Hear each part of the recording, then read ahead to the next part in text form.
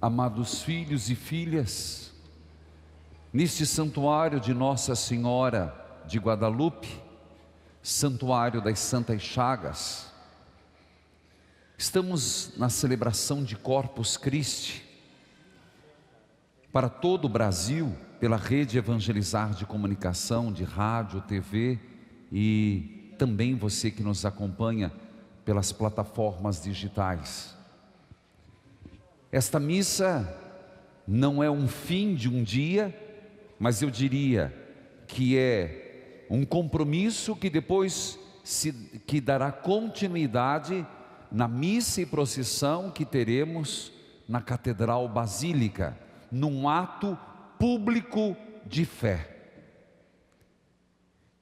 Corpus Christi, uma festa que na verdade é um desdobramento de um grande fato acontecido.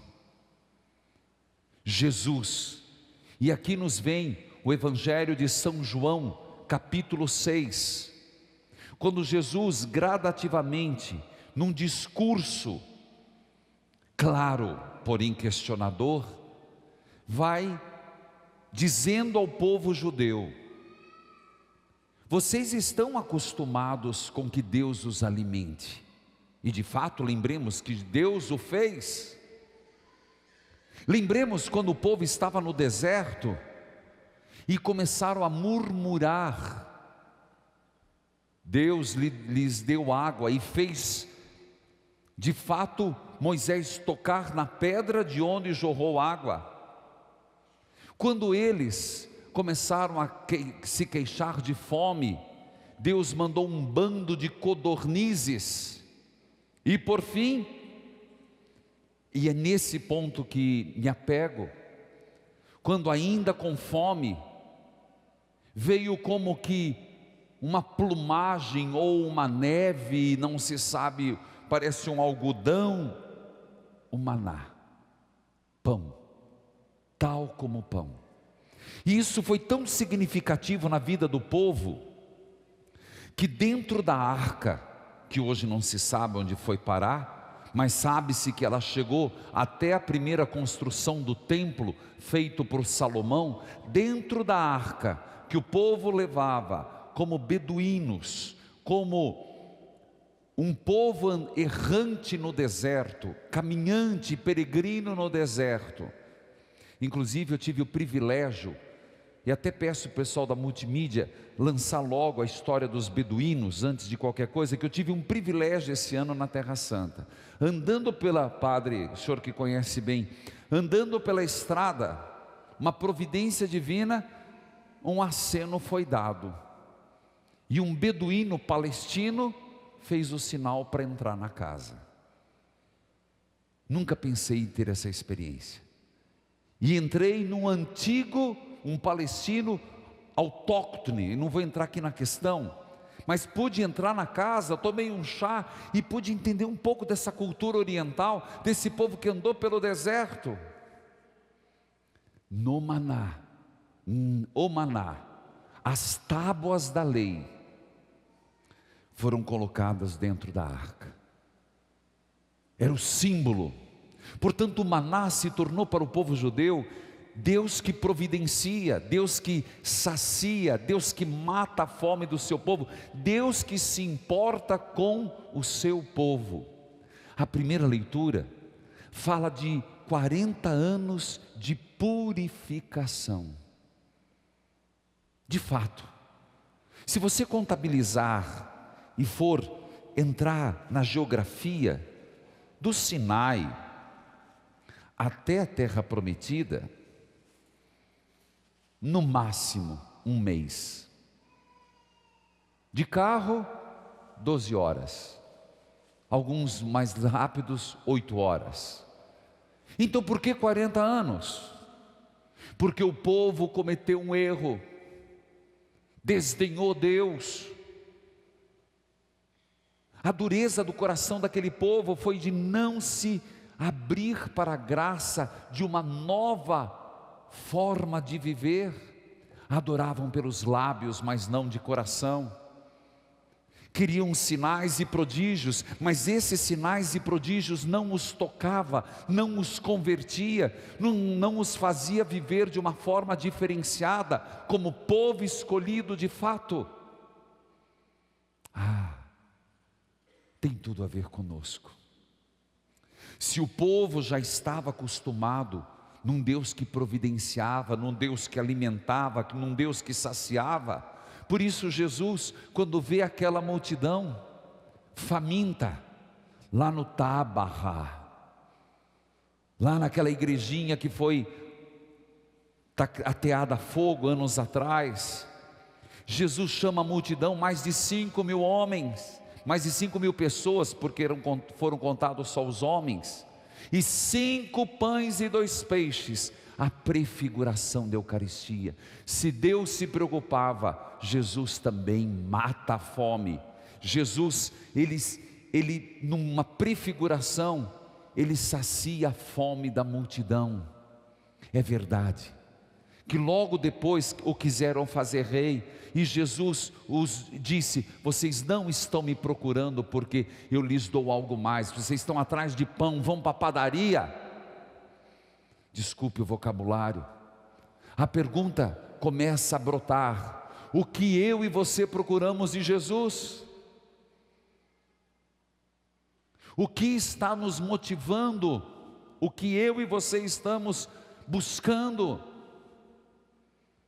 Fazendo de Jesus um banco onde nós vamos buscar garantias de vida? Estamos procurando em Jesus um seguro de vida qualificado, isenção de doença, isenção de dificuldades? Lamento dizer, nossa busca será frustrada. Se estamos procurando Jesus simplesmente por questões temporais, frustrados seremos, porque o Senhor nos disse claramente: neste mundo tereis perseguição, mas eu não os deixo só. Por isso, quando está prestes a sua morte, Jesus quis permanecer conosco. Entenda isso, foi uma decisão de nosso Senhor. Na última ceia, na última janta, sabendo que era inevitável sua morte, morte de cruz, Ele instituiu o sacerdócio, Ele instituiu o serviço, Ele instituiu a Eucaristia. Noite santa na casa de São Marcos, noite bendita, que na quinta-feira santa, nós deveríamos sair daqui numa festa sem fim. Se grande é a festa dos santos juninos, Santo Antônio, São João, São Pedro, imagine a festa que deveríamos fazer na quinta-feira santa. Mas não podemos, porque a própria dialética, o próprio contraponto daquele dia era de um Cristo esmagado. Era um Cristo que disse: tomai e comei. Na sequência tem uma frase que diz: Deus se dá aos bons e aos perversos, mas nele está a vida e está a morte. Naquele momento também estava Judas, como também muitas vezes eu comungo Jesus como Judas. Por isso eu pedia perdão pelas missas mal celebradas, às vezes por nós padres, sem fervor e sem piedade. Eu não estou dizendo um estereótipo de santidade, eu estou dizendo fervor interno, piedade, temor de Deus, mas também por tantas pessoas que não valorizam esse ato de nosso Senhor. Mais preocupados estão de fazer de Jesus um caixa forte de garantias e certezas, e não de um alimento para a caminhada, não importa qual seja. Por isso, Foi quando Santa Margarida Maria Alacoque, não, essa é do coração de Jesus, Santa Margarida Maria, se não me falha a memória, foi ao Santo Padre, o Papa, e disse: está faltando uma festa, a festa da Eucaristia, uma festa pública. Por isso, Papa Urbano IV estabeleceu, claro que foi pequeno, mas foi tomando corpo na igreja, que hoje fosse o feriado, um feriado no calendário gregoriano, onde as pessoas não precisassem trabalhar, todos estão desobrigados ao trabalho, salvo aqueles que não podem, para que eu e você, que somos cristãos católicos, possamos dizer ao mundo: eu acredito na instituição da Eucaristia, eu acredito na última ceia, eu acredito que não é mais vinho, mas é sangue, eu acredito que não é pão, mas é carne, eu acredito no valor da Santa Missa, essa festa que é um desdobramento da Quinta-feira Santa, é um chamado das pessoas que têm amor a Jesus. E não venha me dizer que ama Jesus se não ama a Eucaristia. Preguei nos 50 anos da renovação, não venha me dizer que você é movido pelo Espírito se não é uma pessoa eucarística. E não venha me dizer que tem devoção a Nossa Senhora se você não é eminentemente eucarístico, porque ela o foi e o é. Por isso diz Sacrosanto Concílio, é o ponto de chegada e o ponto de partida. Ah, meus irmãos, se nós compreendêssemos como hoje, em cada procissão, quando Nosso Senhor é levado no ostensório, as cidades são abençoadas.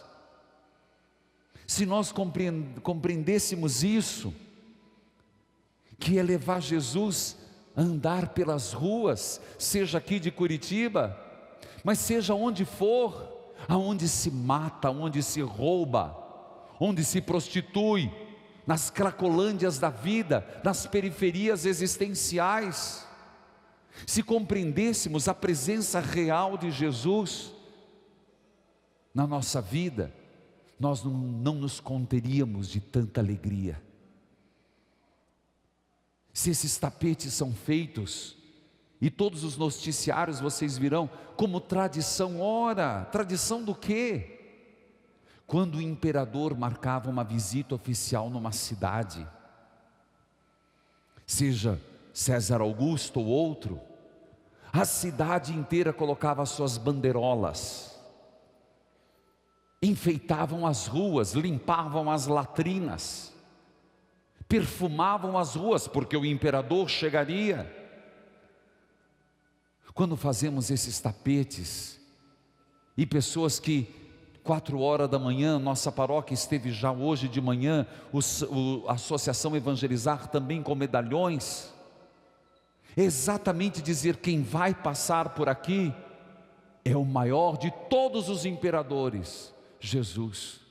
Alguém dizia hoje num canal secular: que pena, tanta arte para depois a procissão passar em cima. Ora,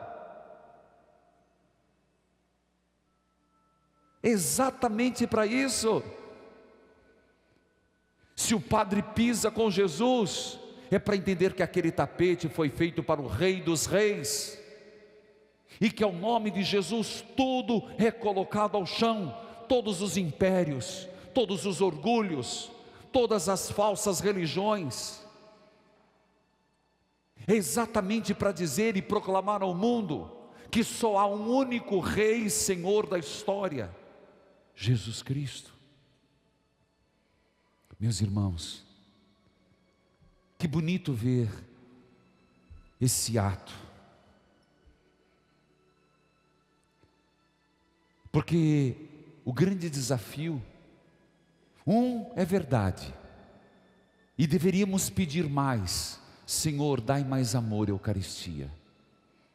Como eu tenho dito e repito, A Eucaristia é exclusividade da Igreja Católica. Inventem o que quiser, mas quis o Espírito Santo que ficássemos com a exclusividade, não para nosso orgulho, mas nossa responsabilidade.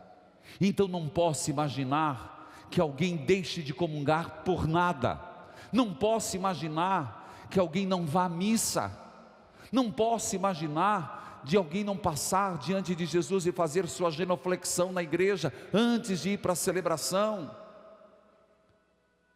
Nossa Senhora falou tantos dos desagravos de seu filho.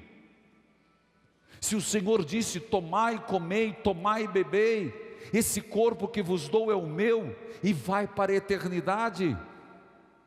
No mesmo texto de 1 Coríntios capítulo 10, um pouquinho mais da segunda leitura, diz: não podeis sentar na mesa de Deus e sentar na mesa dos demônios. Não estou inventando. Por favor, alguém pega a Bíblia para mim. Não podeis. Não podemos servir a dois senhores. Ao receber Jesus, nos tornamos igual a Jesus. Ao receber Jesus, somos chamados a amar, a viver, a sentir, a agir, tal qual Jesus Cristo. E esse é o sentido da comunhão, esse é o sentido da Eucaristia. Peça: dai-me mais amor, Eucaristia. E se você está distante da Eucaristia, faça o processo de volta para voltar a comungar. Se preciso, confesse, case, ajeite sua vida. Abra para mim 1 Coríntios capítulo 10. Segundo ponto.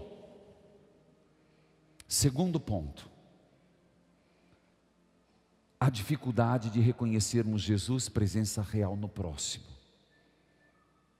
Por isso, um gesto como esse, você vai dizer, é simbólico. Mas eu te pergunto, quanta gente não está passando frio? E às vezes nós estamos com blusas, roupas, agasalhos, que não serve, ou vamos ser sinceros, a gente não gosta mais. A gente se olha no espelho e não se sente bem e não usa. E o egoísmo nos faz colocar no fundo do armário. Será que nós não somos capazes de partilhar? Será que a nossa generosidade e a nossa mediocridade é tão grande? Tá, isso aqui é um exercício.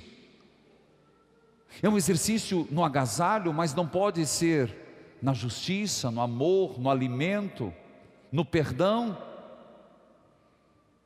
Ah, meus irmãos, tem alguma coisa errada.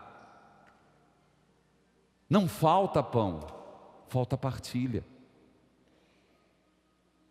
Não falta, é que alguém está pegando demais. Senhor, nesse dia de Corpus Christi de 2017, ajudai-nos, como Brasil, que estamos vivendo uma crise tão grande, a reencontrarmos o sentido da palavra justiça, igualdade, generosidade.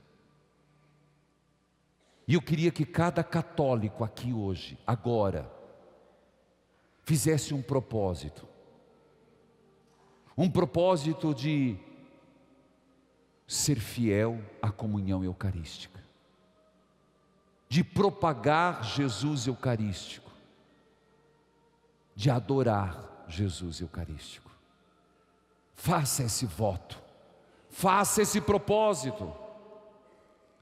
Não faz muito que eu publiquei no Facebook,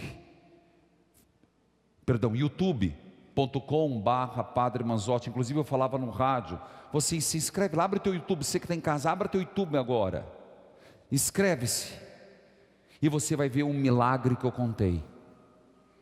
Um milagre de um homem que foi diagnosticado com câncer na coluna vertebral, até aparecer a Eucaristia. O texto que eu citava, e aqui vem um divisor de águas. O que eu busco em Jesus e o que eu quero em Deus. Aqui vem a hora que você seja cristão, ótimo, mas eu quero que você seja um adorador da Eucaristia. E o próprio apóstolo Paulo impõe alguns limites. Não podeis,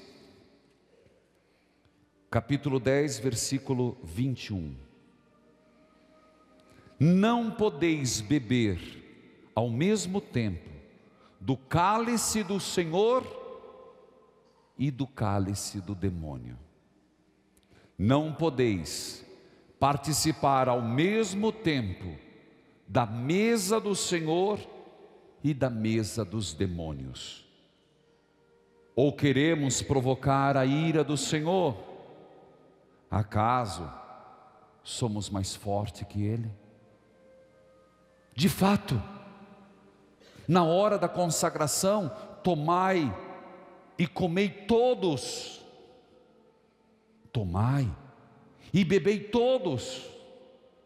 Alguém poderia interpretar que ninguém estabeleça limite, todos. Sim, todos os que querem, todos os que se dispõem, porque comungar é se comprometer. Jesus se oferece a todos, sem exclusão, mas nem todos devem se aproximar, porque a mesa do demônio e a mesa do Senhor não se juntam. Palavra do Senhor. Graças a Deus.